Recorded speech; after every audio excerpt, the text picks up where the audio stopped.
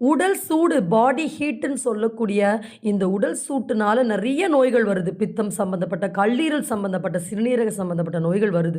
உடம்பு சூடு அதிகமாயிடுச்சுன்னா, கண்கள் எரிச்சல் எடுக்க ஆரம்பிச்சுரும். சரியா தூக்கம் வராது. முடி உதிர்வு அதிகமா இருக்கும். பிம்பிள்ஸ் அடிக்கடி வரும். வயிற்று வலி வரும்.